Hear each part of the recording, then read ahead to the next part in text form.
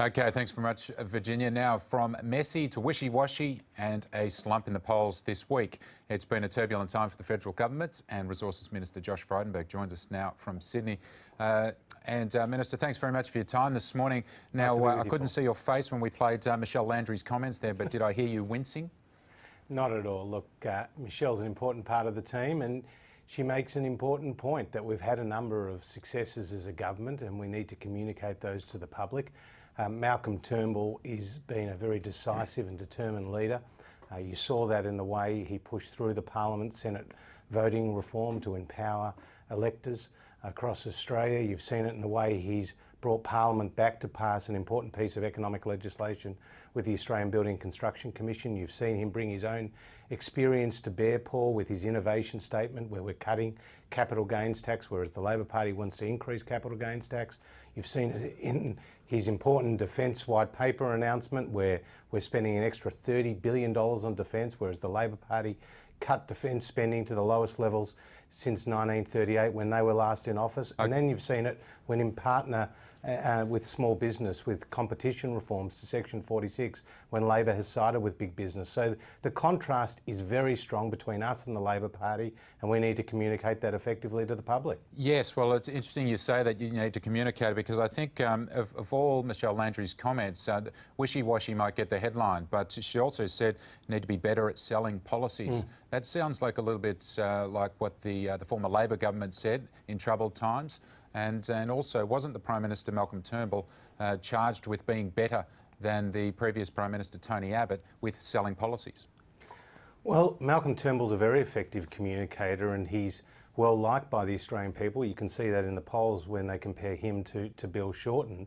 But it's the whole team behind him that needs to put the shoulder to the wheel at this time, because we are approaching an election, whether it's a double dissolution election on July the 2nd or whether it's later in the year. It depends on what the Senate does in the coming weeks on the Australian Building and Construction Commission. But, you know, there is a great contrast between us and the Labor Party.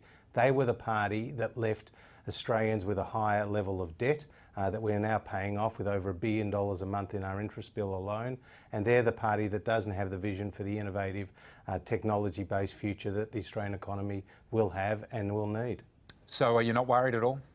I'm not worried. I think the election will be tight, and that's what the polls reflect. But I'm confident that Malcolm Turnbull and his team will receive the endorsement of the Australian people. A few other things to get through this morning. Firstly, your reaction to Westpac being charged by ASIC for and accused of that multi-million dollar rigging of interest rate trading.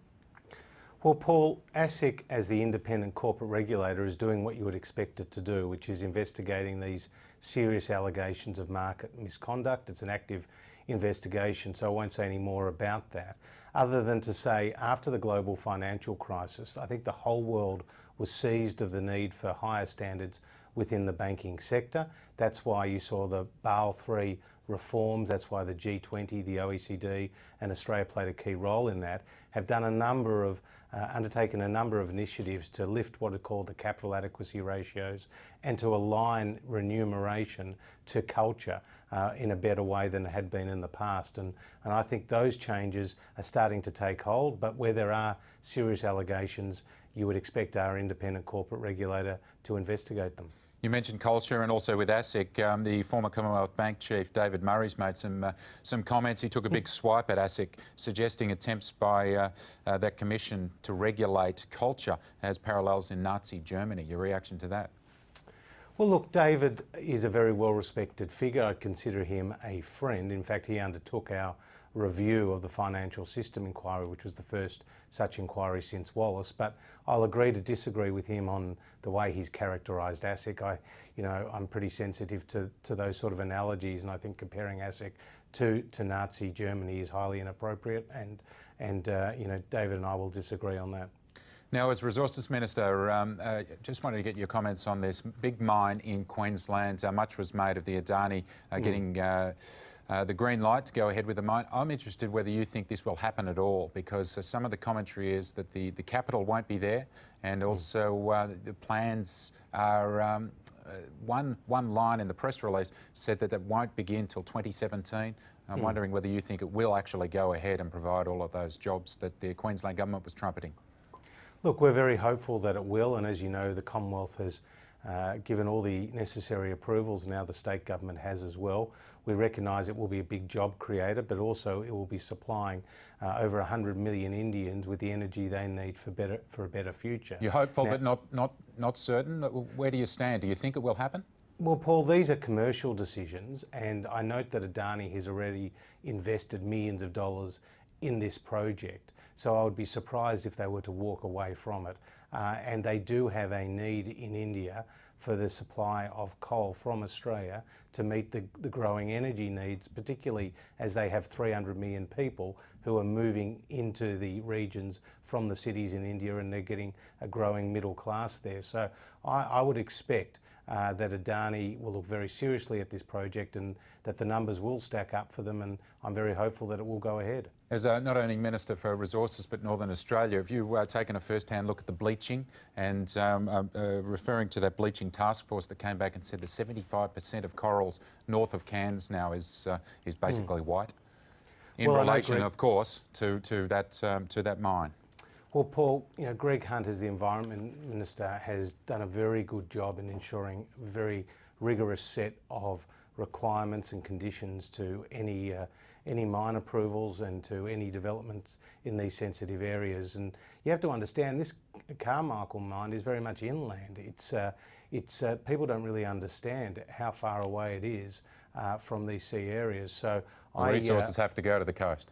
Yeah, but in terms of where the development's taking place, it's taking place very much inland, so in dry, dusty parts of Queensland. So I'm confident that Greg and his department have got the conditions right, and together with the Queensland Labor government have also put in place all the requirements we need to ensure that this is a sustainable project, but also it's an important economic one for our country and for Queensland. And also, I believe another important economic challenge is next week, a big conference, a world-class conference on LNG. What are you hoping to achieve from that? I believe you're going with the Prime Minister.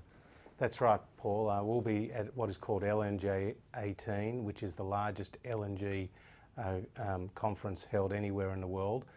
It will be in Perth for the second time. There'll be around 5,000 foreign visitors to Australia for that conference. Australia will be the world's largest LNG exporter in the world by 2020, and we've seen some $200 billion worth of investment in this sector in Australia. So we've been a great beneficiary. And what we want to be talking about is how to get greater access to markets, how innovative Australia's sector is. For example, the Gorgon plant off the coast of Western Australia has the largest carbon capture and storage facility built anywhere ever in the world, and that will be reducing the emissions from that plant by around 40%. And we're highly innovative, highly skilled workforce, and we want to attract the next wave of investment in the LNG sector here to Australia. Josh Frydenberg, thanks for your time this morning. Good to be with you, Paul. Now we'll take a look at the finance news in Hisdale.